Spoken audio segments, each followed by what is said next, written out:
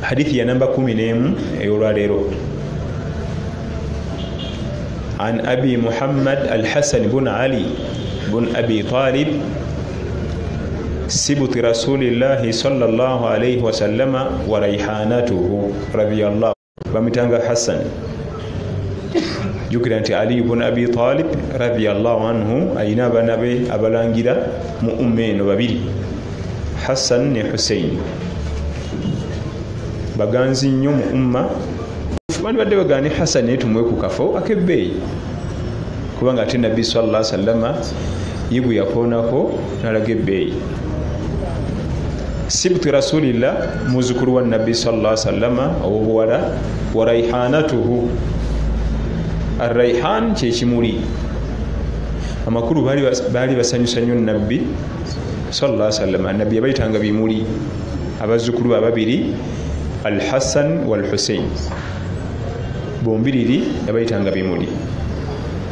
Nabbi sallallahu alaihi wasallama bwe yali ayogera ku Al-Hassan yamulanga tajja kubaako embeera gyajja okutuliza mu umma gye bujja mu maaso.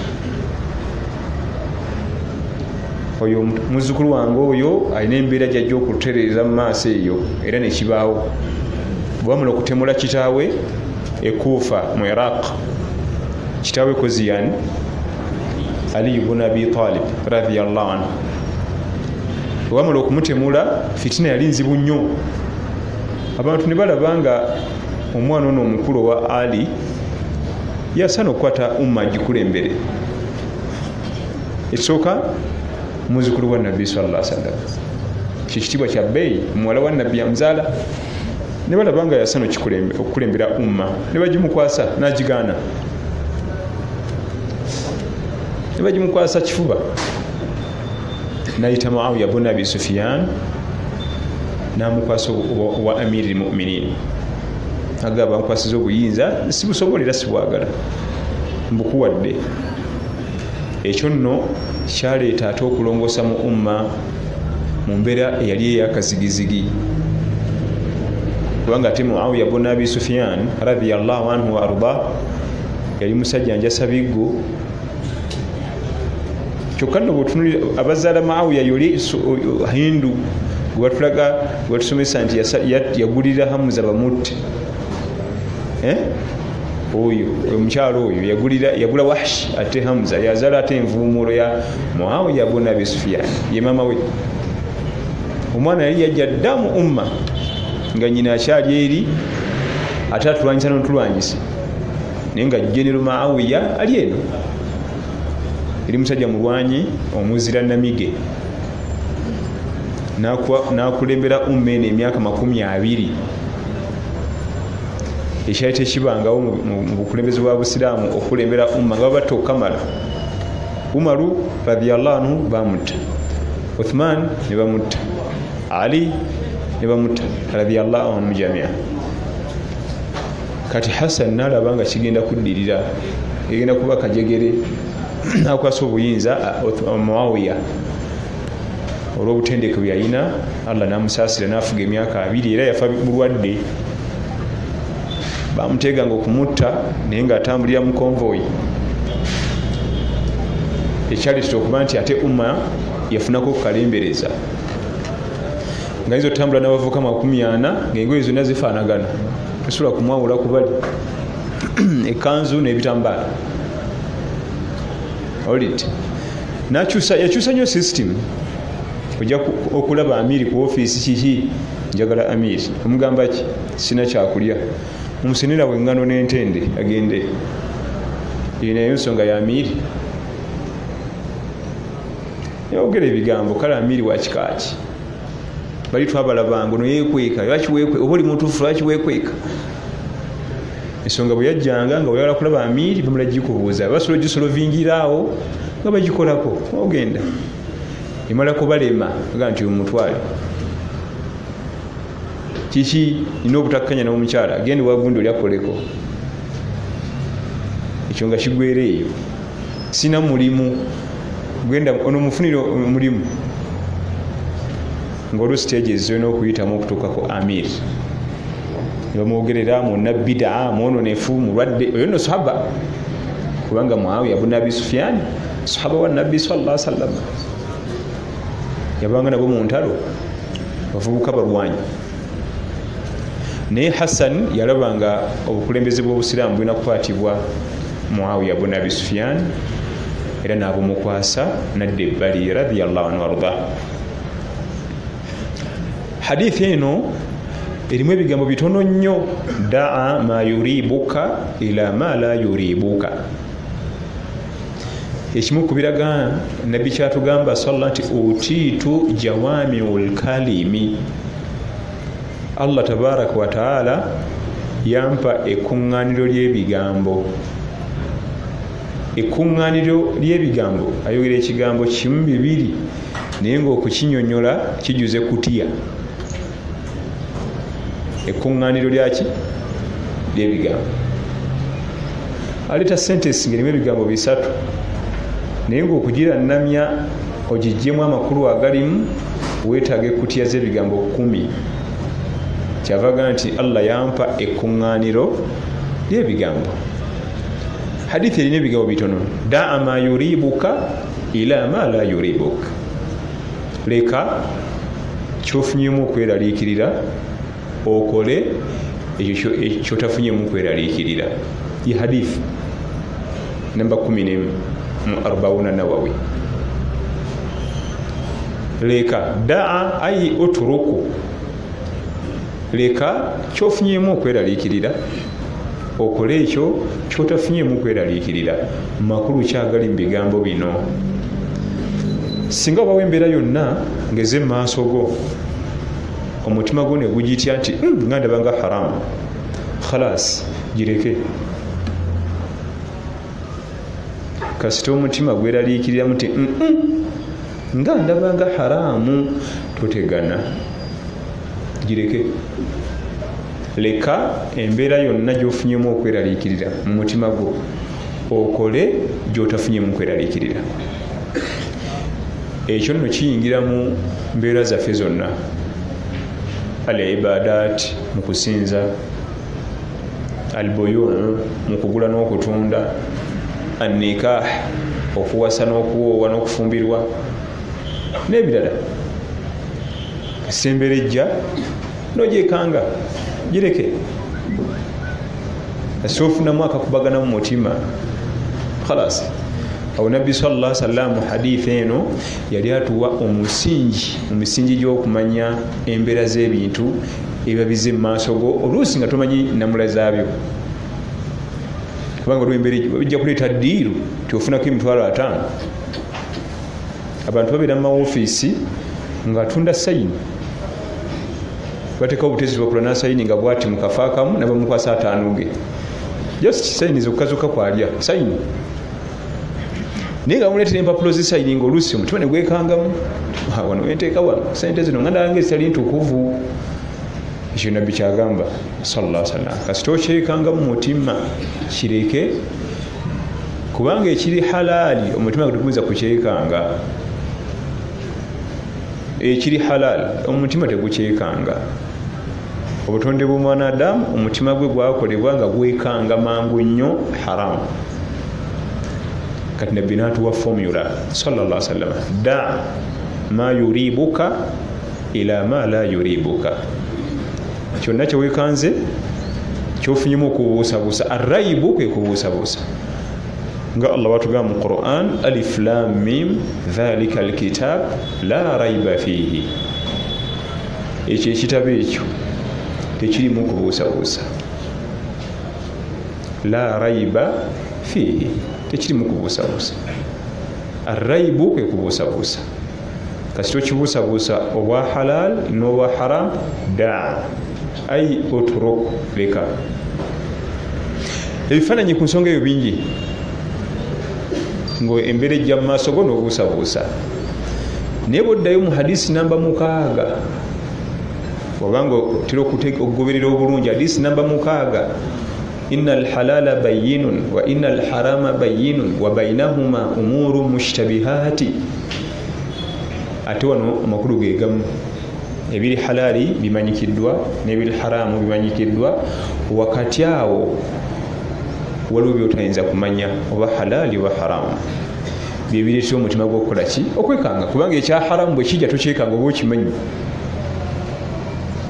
ekya haramu bwe kijja mu maaso go tokyekanga era omutima gwo tegweraliikirira oba okimanyi gweraliikirira ddi kino nga simanyi bulungi faman ittaqa shubuhat istabara lidiinihi wa irdihi omuntu aleka ebibuzaabuuza byatamanyi bwe biramula aba akuumye eddiini ye n'ekitiibwa kye waman waqa fi shubuhati naye akola byatamanyi bwe biramulwa waqa fi lharami aba akola haramu omutima gweraliikiridde toyingirawo ekifaananyi kino ekifaananyi kibaawo nnyo ku bantu mu mizikiti oze oleese engatto zo ozitadde mu kifo musadde mumaze ogenza okujja nga teziriiwo waliwo zizifaanana mu bwongo bw'omwanadamu alowooza nti kirabika ono zimutabudde n'atwalamu ezange olw'okuba zifaanagana so nga kisooka okuba nga ezo baazibbye ng'omusiraamu ataddewo ngatto ze era mwali mu muzikiti ezo tozitwala zireke esooka okakasiza nti eyo si haqiyo gwe kennyini osoose kakasa nti ziri engatto ziraba nti si zange zifaanagana ziki zange obwo bukakafu bukumala obwo bukakafu bumala okukutegeeza nti eyo maali si yiyo ogirazaawa oli yaŋŋamba nti nja kutuula awo ninde abantu bagwe mu muzikiti waliwo emizikiti egitagwamu bantu onoogenda osika abantu ebiwegabiga zino zizo abantu bali mu ibada zaabwe balina ebizibu byabwe bagala kutereeza kunyonyola mungu zireke allah jatuwa endala kubanga omaze okukakasa tizengato si zange kiba nnyo ne ku bakyala mukyalo omu yatugamba nti webagenda mu wuzu bajjako jilbab ne bagiteeka bagenda okumala okufuna wuzu nga zonna eziri ku misumaali zifaanagana oba oluusi ngaoli yajeewo eyiye n'alikawo endala ekisooka buli wogikwatako n'okakasa nti si yange efaanagana bufaanaganye yange obujulizi butumala okulaga nti eyo si haqiyo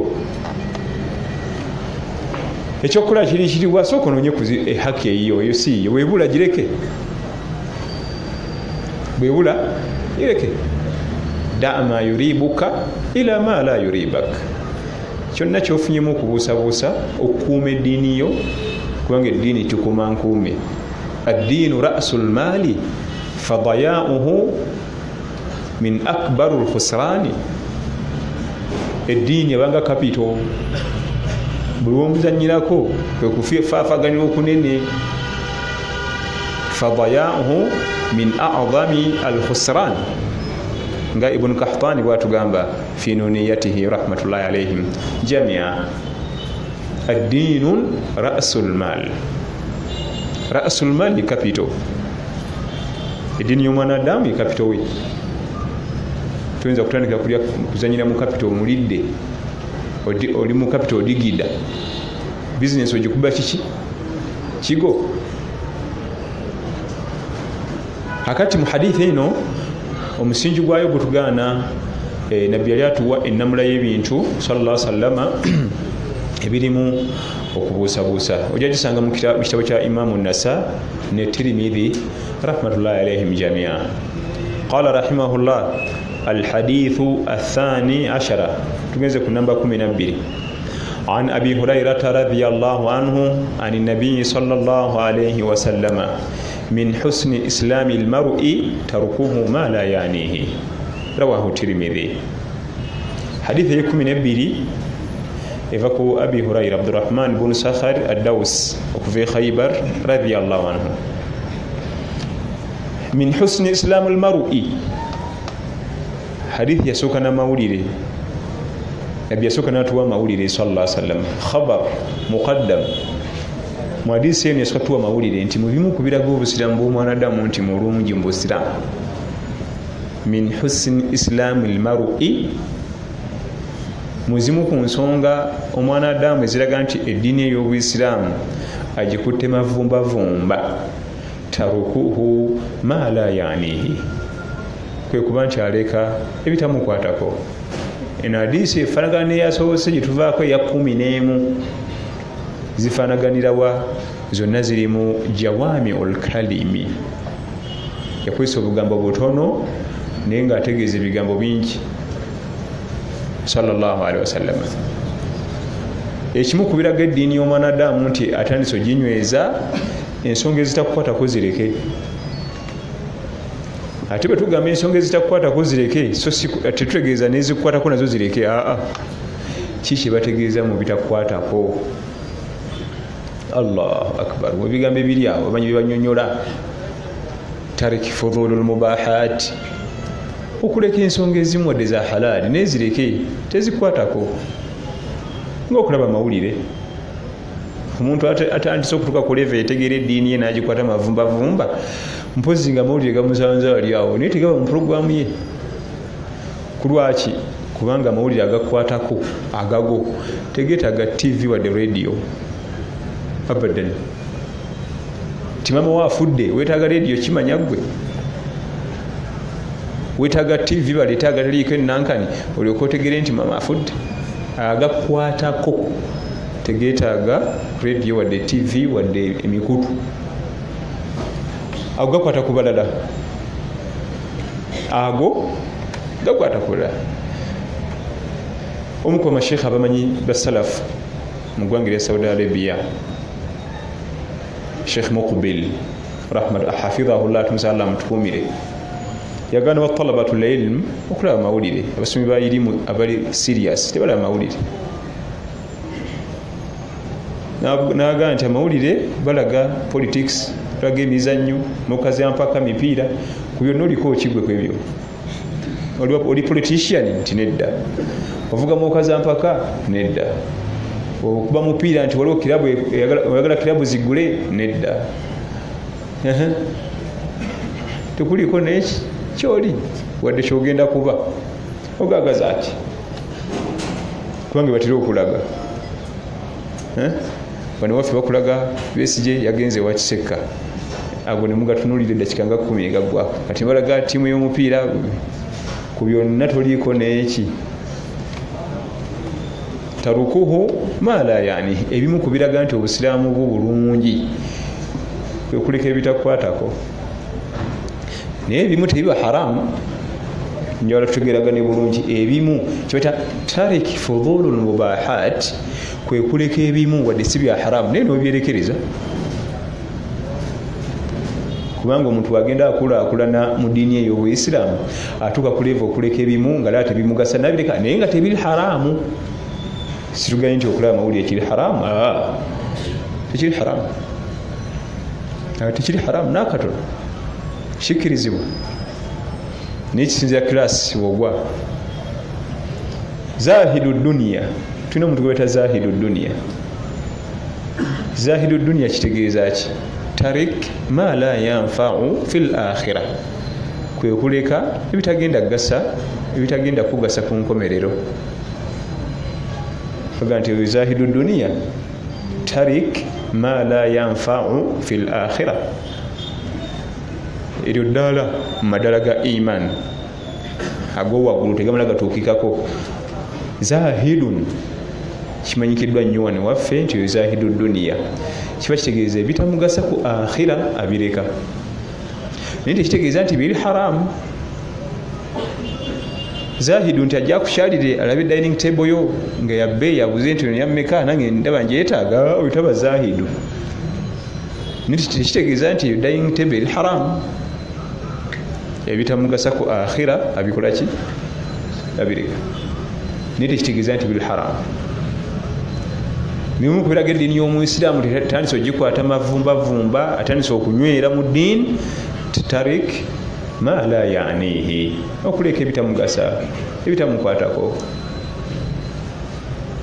naye tekitegeeza nti biba haramu. Ku lwaki? Bino ebintu bye tugenda nga ebintu ebyo tubitegako nnyo essira bitutwala ne bitusula mu haramu.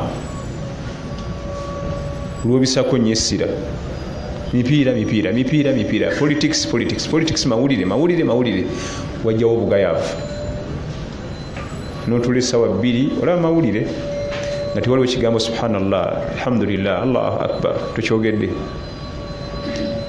bireetawo obugayaavu katuli zahidu kyava abireka zahidu duniya ye kyava abirekera ddala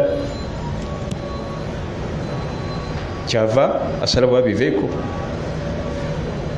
kubanga obusiramu bwe aba atandise obukwata mavumbavumba ate buli wakukwata mavumbavumba alina byalina okuleka obudde bwe bwere nnyo ku busiramu bahafidhu lquran bagwa mu hadisi eyo bwoba nokwata quran hadisi yona ogikwata mavumbavumba bavuuka batudde awo badaisha ku lubalaza lw'omuzikiti banyumya ate hafizu atuulawo ezidakiika abiri ge yandimazaawo aba akozemu muraja gwa mpapula nga 6-7 awo avaawo obuvi era ni talibu lilm ashari musomi wa ilimu ali serious akadde kalaba okusoma ilimu kukujjako emikwano anti banno batuddawo banyumyamu bejukizamu okusinia feddalu naki yagenda ogira bwati nti obumasomi mu hadisi zange 15 nga yemulula ati gundi abadde wanalazewa ngaagenze okusoma ilimu kukujjako emikwano oyo naga nti oyewulira tayinza nakuwayo dakiika 10 munyumyemu oba okyamutegezaga nti ndi ku bwangu ŋŋenda tayimutebo ye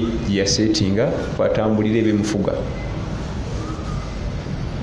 waliwo omuzeeyi omu yaŋŋamba ewaffe najja nankumbi nti gundi oyo mulaba nti alina takabbulu nze ndi musajja mukulu muza mba nkyamunyonyola ensonga mbu ŋŋenda nempita omuvubuka nemubuuza nga puroguramu ye bwetyo bwefaanana yayagala ntule naye baada subuhi dakiika 2 ate baada subuhi nasetinga waliwo byensomerawo ng'omusana tegunakupaaluuka kati ate mba njono n'obudde obwo kubanga omusomi wa irimu aganyirwa nnyo mu budde bwa miteeka 2 oba 3 obusooka qabla asubuhi nga subuhi tennabaawo obwokubiri baada subuhi mubasharatan nga yakagwa bweti subuhi obwokusatu obusinga okuyisibwamu amaaso tetera bufaako baina almaghrib wal isha bwe buno bwe tulimu kati wakati wa maghrib ne isha budde bwa bbeeyi mu kusoma irimu era baimamu Shafii baimamu Nawawi babukozesa nnyo wakati wa maghrib ne isha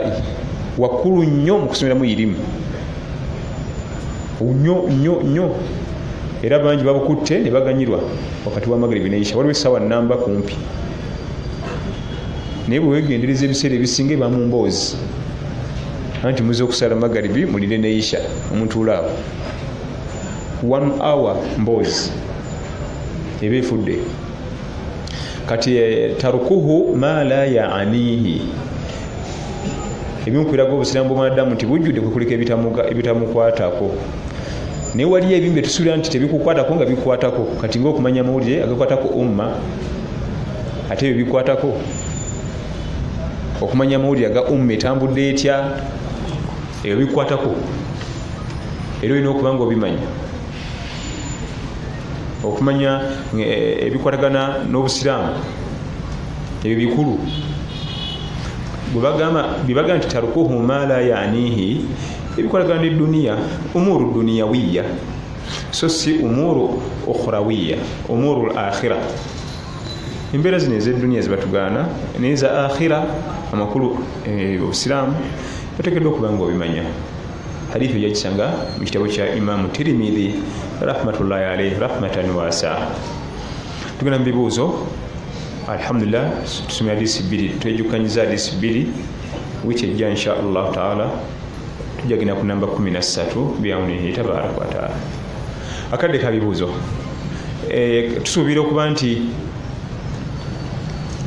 tunatuukira okumulako hadisi zino nga tuyizemu amateeka oba oliawo getuyinza okutambulirako mu diini yaffe. Imaamu Nawawi Yahya bunu Sharafa Nawawi bamuzaala 633 ate mu njogera ezimbaga 32 musajja mu Syria yatuwandikira ekitabo kino ezo hadisi 40 yalaba ng'omusiraamu yandibadde atandika nazo nkulu eri okumanya eddiini ye kwe kuzitukuŋŋaanyiza n'aziteekaawo rahmatullahi alayhi rahmatan wasa.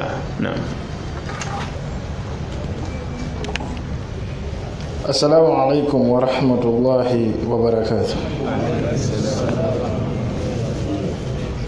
Batuwowa naye mukyala wange yali lubuto nga nkakasa ddala nti lwange. Oluvannyuma twasomesebwa nti kikyamu okuwasa omukyala eri olubuto. Kaakati abaana bonna benzadde naye baharaamu oba oyo eyali mu lubuto yekka. Omukyala nziremu muwoowe, omukyala nziremu muwoowe ntya addeyo ewaabwe mu kime oba wano ewaka ewange binsobedde. Ekigambo ekigamba nti nga nkakasa olubuto lwange kibi nnyo oba bikakasizaako obwononefu n'obwenzi. Kiba kitegeeza tulina okukuba kibooko 10 kasi oyogera ekyo nti nkakasa lwange. Lwaki obusiraamu butugaana okuwa omwana omuwala olubuto? Ebikolwa by'obwenzi omwana omuwala bimutwalira akadde kawanvu nnyo ng'akirowoozaako okusalawo akkirize. Tabanga mwana wa bulenzi. Mwana w'obulenzi asalawo mangu. Omwami asalawo mangu nnyo ku by'obwenzi. Omukyala ye kimuwa nnyo headache, akirowoozaako nnyo. Ku lwaki? Anti ne results zikusinga kukosa ye. Ebiva mu bwenzi bisinga kukosa mukyala. Bano mu duniya nga kitunala kutunulira mazambi. Kaba kasomero kajja funa olubuto bakagobe. Kajja kuwonoona abaana b'abenda abalala. Adde ewaabwe wa senior 3. Kajja kutunulira abaana baki b'abendi. Waba mufumbo agenda kuleeta omusaayi ogutali gwa haaji ono maka. Era singa bamukwatayo mu bwenzi obufumbo bugenda kufa. Kaze tebakagobye kazeeyo waka ate mama wange abeera mu muzigo tebajaamu akuze nono naye agala kwetongola mukazi wattu bayombye ne nnyina yalina amaka ge. Results era Allah yali agala ku bwenzi yakulembeza mukyala nti azaniyatu wazani, omwenzi omukyala n'omwenzi omwami. Lwaki gwe yakulembeza? Ebivaamu bikosa nnyo nnyo nnyo omukyala. Esooka nzira mutaddeyo kufuna bufumbo kubanga omwami Allah yamuwa. Bw'aba ayagala mukyala ekigere kimu 2 aba alina agana buganyi nti simusiimye. Ate omukyala kiyinza omutwalira akabanga ng'anoonya. Ekyokubiri, omwana omuwala bw'aba akkiriza akole obwenzi tuba tetumugyaako mawulire. Mu mwezi ogwo ogumu gwe yakolera obwenzi asobola okuba yasinkana abavubuka 3-4. Kati ku bonna lwani? Kubanga esooka mwononefu. Era tubaali tubirabyeko. Omwana omuwala n'agabira omwana omuzungu. Baba kyali awo n'amuwa omuzannyi w'omupiira. Baba kyali awo n'amuwa omuyimbi. Kati bonna nga kikyayagala okubategeeza nti abo bonna ne basinkana mu mwezi gumu. Nange simanyi bulungi kubanga mu mwezi ogwo ne basinkana. Sharia teddamu ebyo byakatemba n'esalawo omwana omuwala bw'afuna olubuto nga si muwoowe tululina taata. Kafaanane omu ku abo n'amumalayo yenna kubanga okufaanana si Luganda. Okufaanana talina taata. Wabula bwe kiba nga babawoowa nga temumanyi nti omukyala w'olubuto tebamuwoowa, temuddamu okuwa, temukuddamu okuwa. Okuddibwamu kw'okuwoowa nga bawooye omwana omuwala nga alina olubuto kubaawo kubakikola nga bakimanyi nti okuwoowa olubuto kiri haramu. Awo tuba tujja baddamu. Naye bwe tebaali tebakimanyi tetubaddamu. Ekyokubiri, bano abaana abaddako yali mu lubuto oyo yali haramu, oyo ibunu zina ewa bwenzi. Naye bano abaddako ba halal kubanga mwali mutuukiriza amateeka ag'okuwoowa. Etteeka ery'okuwoowa ow'olubuto oba olimanyi ate kirinya okubaana ab'obuwala bye bazikweka. Ate nga Allah aga nti wala yahillu lahunna an yaktumuna ma khalaqa Allahu fi arhamihinna.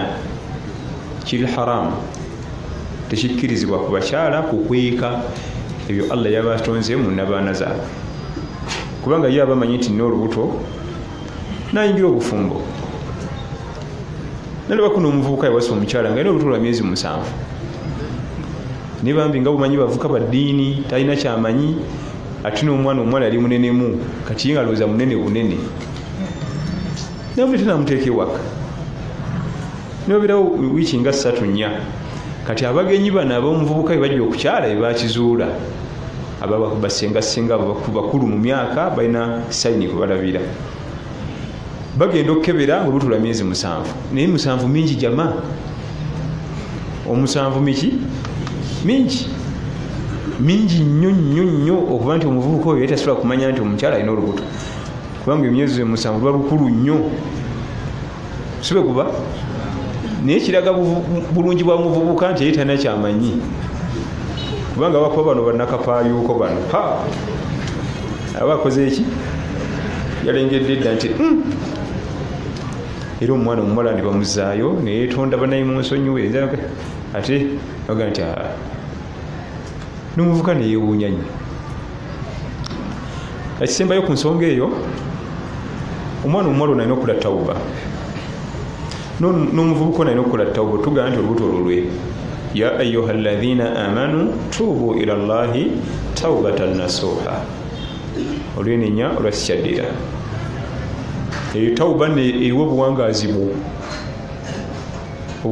bwonna mpaka lwaliva mu duniya akola tawuba ya zambi eri bane twerijja ku mazambi ge tutasobola ezambi omuntu agwa mu zambi limu nga tawuba oba agenda kubangala emyaka 6 bwonna obuwangazi obwo kuba ku tawuba eyo bw'oba oyagala ogiyisa mu bwangwe gwe genda ku haddi ku punishment Allah gye yateekawo awo yo bugenda kuyisa kumenya mujenje ekalu tibankuba amayinja gange nze ngende naye neyokola obukozi tawuba Mungu nsonyiwa buwangazi bwo kyokka jjukira oba okyagikola ate nogyonafuwa noddamu mu zambi eryo olate ngaoddayo ku zero. Amazambi gonna agaliko ebibonerezo Allah byateekawo omutima kw'omukono n'omukuba amayinja wano wakibooko 10 bw'oba oyagala okukola tawuba eyo obulungi mangu wegenda ku punishment khalas naye okumukeeke n'okwanika emikono buwangazi bwo mpaka kuyingira ntaana okyali ku tawuba ya zambi liki limu wallahu a'lam. Naam. Assalamu alaikum wa rahmatullahi wa barakatuh. Assuming you go to a mosque and there is a poor hygiene in the toilets, that you fear your ablution may not be correct and it's time for salah, am I allowed to perform tayammum? Ebigo bichafu yalaba ne wuzu tejja kutuuka akolemu tayammum agenda asaanidda bwe tuseewo kakati tuyigiriza bulijjo nti bwetuka mu biyigo ebyalukale ebitali bya waka ne munno omukyala wo ba mu ofiisi yo ebiyigo byonna ebyalukale webituukamu osuka kubyoza ogenda emmanju mu kiyigo amazzi g'osanga gayiisaawo togeesiga kubanga abamu ebiyigo ebyolukale babikozesa bubi sooka ewa amazzi agago n'akadomola gayozeewo gali nga tonnayinnyawo amazzi g'osanga mu kadomola mu biyigo ebyolukale togeesiga amazzi g'osanga mu kadomola mu biyigo ebyolukale togeesiga kubanga abamu bw'abaana aba ate feesi agissa wano ewali akadomola k'omumwa gayika muli abamu balina ebizibu ne skin rashes obwezityona endwadde za sikini balina endwadde endala mu kamwomu awanda ate lagasa mu kamuli wali yanga nti ate olusimbamu amazzi mangi ogayiwa nga mbanga adiibuuda obulamu obwo bwa bbeeyi nnyo okusinga ago amazzi agali mu kadomola tujja kufuna amalala bal ogayiwa n'ossaamu amapya n'osuka ate n'omunyunguza namu nago n'ogayiwa tukwetaaga oli mulamu okola ibaada bulungi. Ebiyigo tobitya oba bikyafu nnyo ebbanga lyomala nga amazzi wegali yonjaako obiyonjeeko obe ng'ofunira buuzo naye ogaa nti osale ne tayammumu nga amazzi wegali nedda tayammumu tugikozesa nga waliwo ensonga bbiri, amazzi gabuze oba obulwadde nga abasawo baganye okukozesa amazzi. So si gwe kugaa nti kusinziira ku mbeera eriwo. Embeera eriwo ekkirizibwa okukozesa tayammum n'osaala y'abakyala, tugisoma ku Ibn Qudama rahmatullahi alayhi. Ibn Qudama tugaa nti singa omukyala walina okugenda okufuna amazzi agahuuzu alina kuyita ku baami, okusinziira ku kika ky'omukyala. Ayinza okuba nga mukadde nga takyalabwako nnyo kirya, naye mukyala muto, mukyala mubalagavu. Singa tukizuula nti okuyita ku baami agenda eri ayinza ofuuka fitina, ekikeme eri abaami, ate amamaaso ali agaleke. Nezo dalasa ezimu ze tukola nga kati nga bwe tudde bwe tuti, ate abakyala bayita wano nga batuula eri, alina kuyita mu baami bonna n'agguka eri, eyo mugigalewo. Oba si ki abakyala baddeeyika, kubanga omukyala omukkakkamu okutambula ng'ayita mu maaso g'abaami ayinza n'okugwa. Va ku bana abakaladda ayinza nebbawo salaamu aleikum, abo abakaladda ne bakalanguka mu baveeko. Naye omukyala ow'ensa ow'ensonyi ayite mu baami nga bamukanyulidde amaaso, tasobola n'okutambula kumulema. Ya imma abakyala tebajja, oba tulekewo olutimbe nga luggalawo wonna bayite mabegawo olutimbe, oba tukiggalewo tunaasoma kola ki omulundi omulala. Wallahu alam. Katumale okwaziina. Allahu akbar, Allahu akbar, Allahu akbar, Allahu akbar.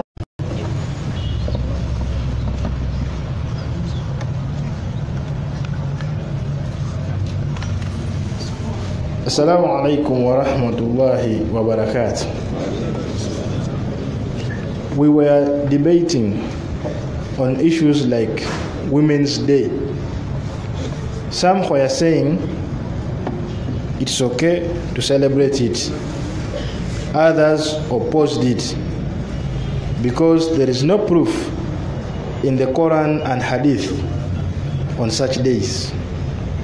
Then another one said, where is the proof in the Quran and Hadith that permits social media like Facebook, Twitter, WhatsApp, etc. But most Muslims use it even to spread Islam. Where is the guidance? Nakula bakyala okulukuza kikkizibwa mu busiraamu oba nedda, obujulizi buluwa? Tewali bujulizi. Oba tewali bujulizi, WhatsApp eno obujulizi mu Quran, ne Twitter ne Facebook tebina bujulizi mu Quran, naye nga basiraamu babikozesa. Ekibuuzo kiri kisesa okusooka naye nga kikulu. Ennaku ezo eza Women's Day, Labor Day, Valentine, nnaku z'Abayudaaya. Omuntu akimanyi nti tulinayo obulamu bwe tugendamu obulala nga tubudde wano, talina budde bwebyo. Oba ojjukira nti eno stage gye tuliko bwe tugivaako waliwo stage eddako tugenda okupaakinga, naye wazibu kubanga stage eddako nzibu nnyo okusinga wano we tuli. Tolaba tugenda nti eduniya nzibu, eduniya emenye ebonyaabonya naye erinda stage eddako. Yani yaga nti ewalala tewabonyaabonya. Ani yakugamba nti eduniya nzibu, akhira yenyama? Ani yakugamba? Dunia bane dunia nyanga, dunia nzibu. Wallahi dunia nzibu nyeno. Allah akbar. Kale linda stage eddako ligirako. Stage eddako nkalubo yakazibwako alhayatu albaruzakhiyya, obulamu obukaawo, kubanga ne buli kika kya bulamu. Alhayatu albaruzakhiyya, obulamu obukaawo ye stage eddako. Naye buno babuyita bukaawo bwa wano. Naye ffe tulowooza nti buno bwe bukaawo, obuddako bwe bwangu. Naye omuntu yenna akimanyi nti stage eddako nkaawo, nti ate oli mu Labor Day, nankanidde, Women's Day, simanyi nankanidde. Emikutu gino egya social media zino zebaleeta abazungu, buli mulembe gulina engeri gye gukolamu daawa. Ekyo tulina okukimanya. era buli mulembe gulina ensoma gye basomamu irimu. Kati Babukhari abawaniridde umma ba university abaddala teyalinyabo mu ssomero n'olunaku n'olwo. Ku mirembe gyabwe ensoma yali bwetyo, kugatta bugasi ku muzikiti, kusomeseka gundi n'ogattiragattirira. Olwaliro tekisoboka togattire mu ddalasa kati ng'eno, kubanga Imamu Shafi'i irimu bajjanga mu bifo bwe biti. Nimuvamu omusajja n'akwatirira umma emyaka 10 n'okusoba. Ogwo omulembe yali ensoma yaabwe. Allah tabaaraka wa taala akola emirembe nga gijja gyawukana.